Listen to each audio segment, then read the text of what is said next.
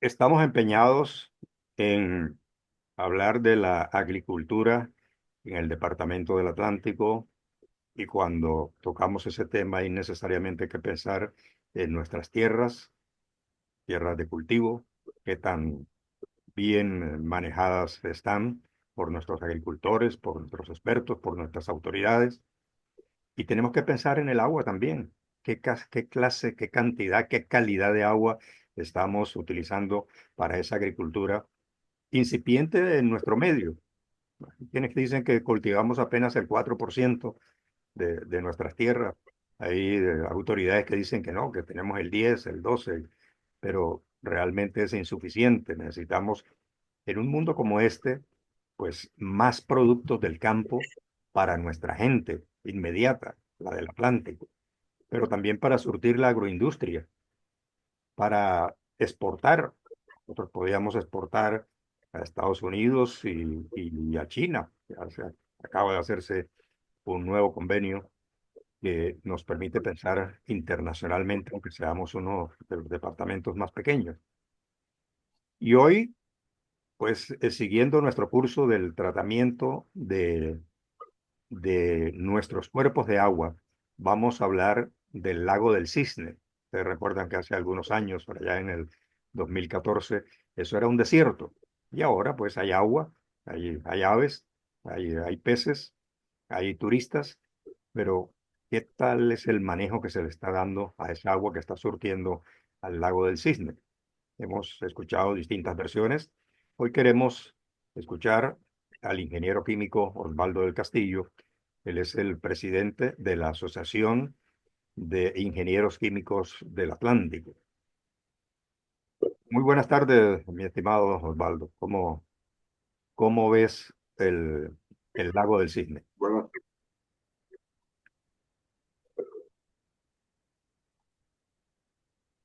buenas tardes, apreciado periodista Pablo. Gracias por tu amable invitación para charlar sobre este tema tan importante. Yo lo que quiero anotarte en primer lugar es que pensemos y analicemos cuál fue la causa de que el lago del Cisne, que era un lago donde realmente había mucho árbol en la ronda de ese lago, y la gente iba los fines de semana y se bañaba, disfrutaba, era realmente un lugar de esparcimiento sano, pero de pronto quedó convertido en un desierto. Entonces, ¿cuál es la causa? La causa es clara. Eso tiene que ver con las nuevas investigaciones que se han hecho a nivel mundial, en donde se dice que los árboles son la causa de la lluvia y no que la lluvia se produce en ciertos lugares por cuestiones atmosféricas y que eso favorece el crecimiento de los árboles. Eso tiene que ver con la teoría de la bomba biótica. ¿En qué consiste la bomba biótica? Si nosotros tenemos una montaña, una sierra, como es el caso de Galapa o como es el caso de Juan de Acosta, que a Juan de Acosta se le llamó en una época la tierra del cielo roto, porque llovía con mucha frecuencia. ¿Y por qué llovía con frecuencia? Porque en esas sierras o en esas montañas, aunque pequeñas, había mucha arborización. Y entonces los árboles primero hacen una transpiración, una evotranspiración, porque ellos a través de sus hojas producen agua y ese agua en forma de vapor va hacia las alturas. Pero también en las raíces hay también una evaporación. En las hojas una transpiración y en las raíces una evaporación. Del suelo se evapora agua porque las raíces tienen esa capacidad de mantener la humedad en el suelo. Entonces, ellas llegan y en forma de vapor pero en la altura, lógicamente hay una baja temperatura y al bajar la temperatura, esa agua en forma de vapor se condensa. Al condensarse, genera un vacío en ese espacio y hay una succión. Y cuando hay vacío, es como cuando usted coge una jeringa y le saca el émbolo. Al sacar el émbolo, hay un vacío y lógicamente la jeringa succiona el líquido donde se encuentra. Y acá lo que hace la atmósfera es succionar la humedad que viene del mar, que viene de otros sectores de las del nubes. mar. Y entonces llega a ese lugar, en la nube, entonces llega a ese lugar, como un lugar de cierta altura, se enfría y condensa también. Y entonces ese ciclo se repite y se repite y se repite. Y por esa razón, los árboles son importantísimos. ¿Qué ha pasado? Que ha pasado las famosas canteras. Canteras y canteras y canteras. Muchas de esas canteras no tienen ni siquiera permiso. No tienen permiso de la entidad ambiental. Esas canteras acabaron con todas esas ramificaciones, Toda la arborización pequeñas que tiene. ramificaciones de agua. Exacto, y venían de esas pequeñas montañas, producían una pequeña vena de agua y esa pequeña vena de agua se unía con otra pequeña agua y cuando nosotros vemos desde el punto de vista histórico toda esa geomorfología de carácter biológica, de carácter hidrobiológica, es impresionante. Ya tú has visto la estructura de un árbol con toda una serie de ramas y entonces esas ramas es lo que se llama la estructura o el índice de Horton. Horton explica eso, que son una serie de ramificaciones y cada una de esas venas viene y trae un hilo de agua y llega al tronco y entonces ahí está el arroyo grande y después el arroyo León y ese arroyo León llegaba a Frondoso y alimentaba la Ciénaga Mallorquín, el lago del Cisne y todo, y siempre había agua. Amén de que el mismo lago del Cisne estaba rodeado de árboles, estaba rodeado, había mucho árbol a su alrededor y eso facilitaba el proceso de evotranspiración y de la bomba biótica. Entonces, se acabó todo eso, se destruyeron todos esos pequeñas venas alimentadoras y el Arroyo Grande y el Arroyo León empezaron a recibir las descargas sanitarias y las descargas de la actividad productiva. Y eso es no solamente materia orgánica, sino productos químicos. Y por esa razón, cuando llega, tratar esas aguas no es nada fácil. No es nada. Sí se puede. Mira Pero que bueno, tenemos acá el pueblito.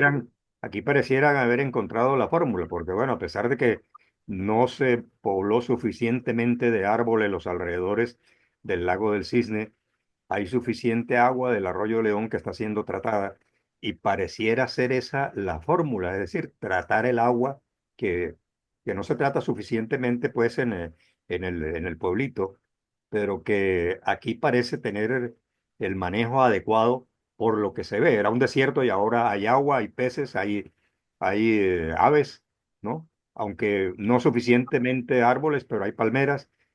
Sin embargo, pues hay que pensar en qué clase de agua estamos teniendo, si esa puede ser la fórmula para algunos otros sitios, o si falta todavía complementar ese trabajo que se hizo en el lago del Cisne.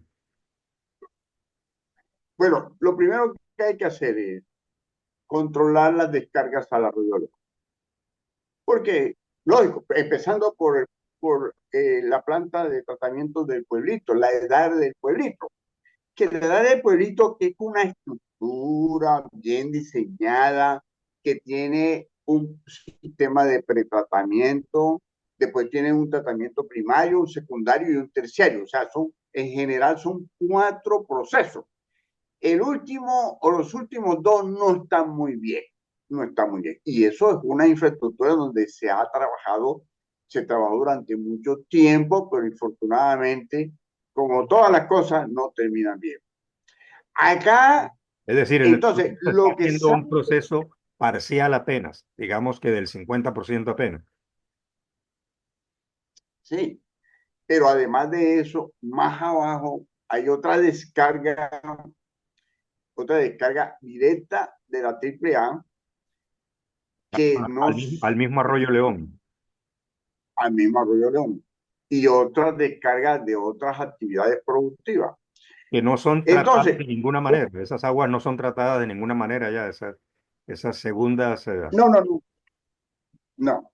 Ahora, hay lo que se llaman los efluentes difusos.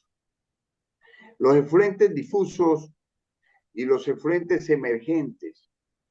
Los efluentes difusos son aquellos que cuando llueve arrastran residuos que hay sobre la superficie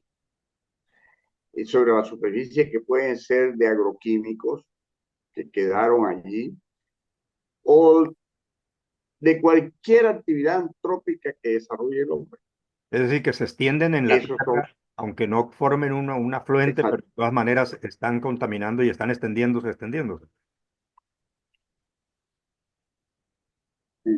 Ahora, cuando cae agua de allá arriba Lluvia. y no hay arborización que pueda ayudar, agua, lluvia, que pueda ayudar el árbol a detoxicar, a controlar un poco la descarga de lluvia, porque es que de allá arriba también vienen ácido nítrico, ácido, ácido sulfúrico, una cantidad de ácido. ¿Por qué? Porque nosotros emitimos dióxido de carbono, ácido carbónico. El dióxido de carbono con el agua reacciona, las reacciones secundarias que se producen en la atmósfera y se produce ácido carbónico. El metano también reacciona y produce ácido también. Y los NOH, NOx, que son los óxidos de nitrógeno, que son los más problemáticos hoy en día, es que la gente no sabe eso. La gente dice que el efecto invernadero se produce ¿por qué? Por el dióxido de carbono. Sí, es cierto. El dióxido de carbono está acabando con la capa de ozono y está generando un efecto invernadero.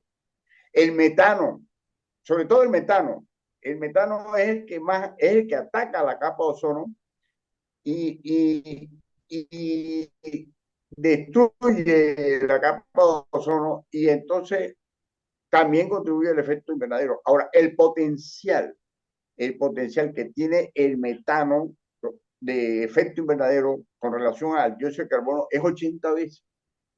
Es mucho más peligroso.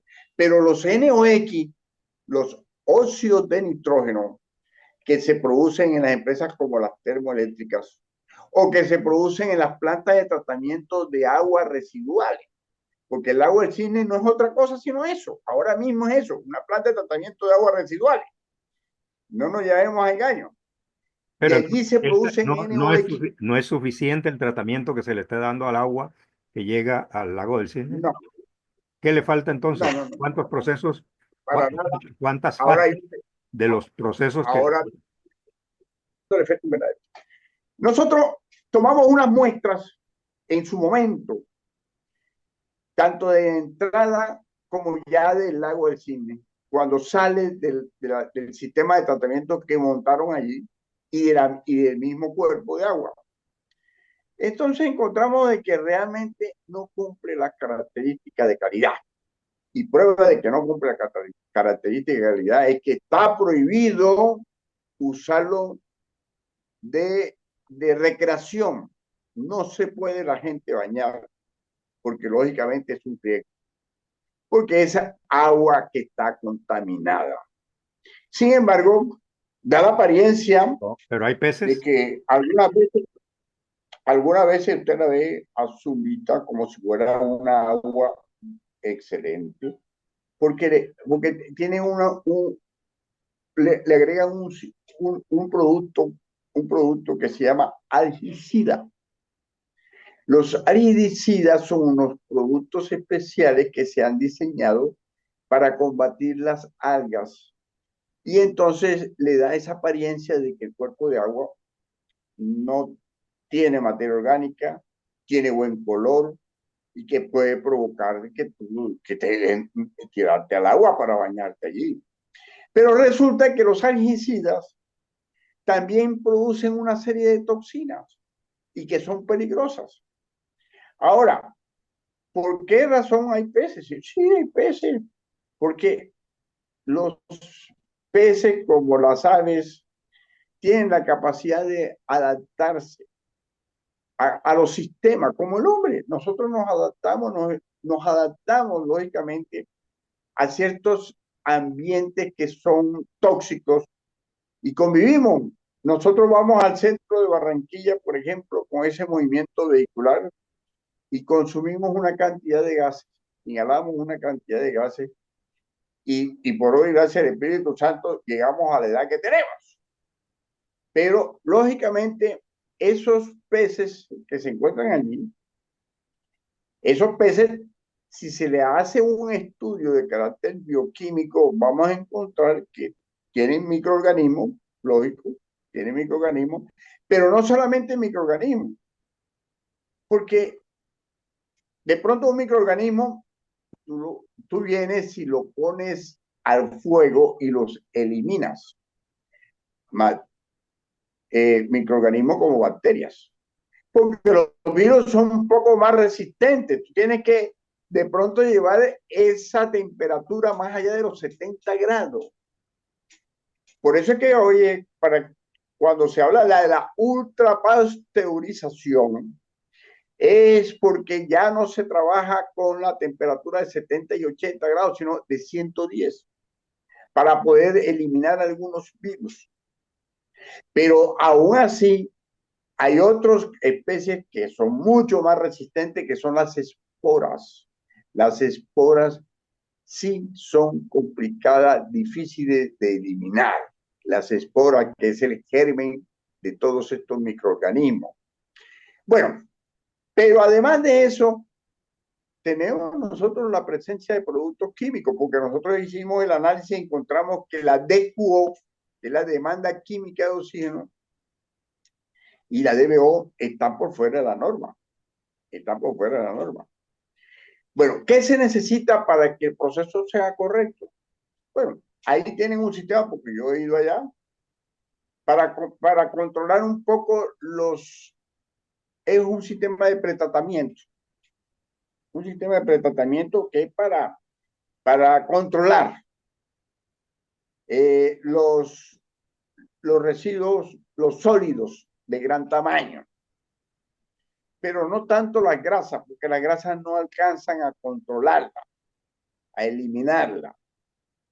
Y después se le aplica una bacteria que es una bacteria alóctono. Alóctono. Alóctona significa que no es nativa de ese cuerpo de agua, no es nativa del cuerpo. Es una bacteria traída de otro lugar. Naturalmente que se usan las bacterias como biodigestores, se llaman biodigestores porque son unos procesos de bioaumentación, que es, o de biodigestión, que es para eliminar, descomponer la materia orgánica.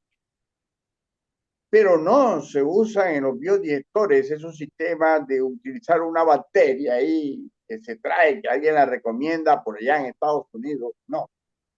Se usan dos tipos se llaman lo que se llaman unos sistemas facultativos, que tienen la facultad de trabajar, por eso se llama facultativo de trabajar, en medio, son bacterias aeróbicas que trabajan con aire, en presencia de aire, porque necesitan del aire para procesar la materia orgánica.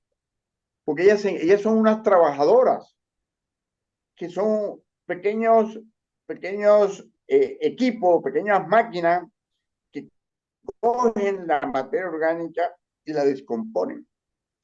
Y hay otras que son anóxicas o anaeróbicas. Anóxica, que es en medio que no tiene oxígeno. Por eso se llama anaeróbica, bacterias anaeróbicas que viven sin oxígeno, no necesitan oxígeno. Entonces, ¿por qué? Porque esos dos tipos de bacterias son las que garantizan realmente la descomposición total de la materia orgánica y la materia inorgánica y los productos y los desechos inorgánicos.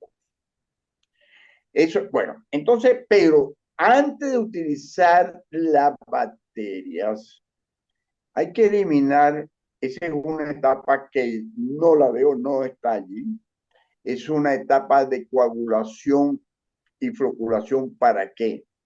Para eliminar los sólidos suspendidos. Los sólidos suspendidos. Entonces, son sólidos que están allí y los sólidos coloidales que están allí, que no precipitan porque no tienen el suficiente peso para sedimentarse por gravedad. Y entonces se utilizan unos productos químicos ¿para qué? Para coger una partícula con otra partícula y unirla y formar un floc, formar lo que se llama de pronto en el argot comercial un floc. Y ya ese floc es una masa más grande y pesada y entonces se sedimenta. Y cuando se sedimenta viene un proceso de decantación, que es separar la parte líquida del sedimento y queda allí, queda ese sedimento, porque ese sedimento es en donde está toda la contaminación. Entonces después viene ya el tratamiento ese terciario, que es el que se usa, el tratamiento secundario, que es en donde se usa estas bacterias. O sea, eso no es echarle bacterias así, no, vamos a echarle bacterias para descontaminar, no, eso no es así. Entonces, ese realmente lo que se hace ahí es un poquito de pretratamiento y aplicación de una bacteria, no más, no más. No se hace todo el proceso completo. Por esa razón, ahora hay otro aspecto que es, el sedimento, es lodo, el lodo que se va produciendo en ese proceso, que ese lodo también hay que tratarlo, ese lodo también, porque ese lodo contiene sustancias de toda naturaleza, orgánica e inorgánica, que son contaminantes. De manera que, es decir, se le han introducido algunas especies allá. ¿Para qué? Pues para darle alguna impresión de que realmente está detoxicado el lago, y no, el lago realmente está, no, es decir, no aguanta un estudio bioquímico, no lo soporta. Y de allí que está prohibido usarlo para recreación.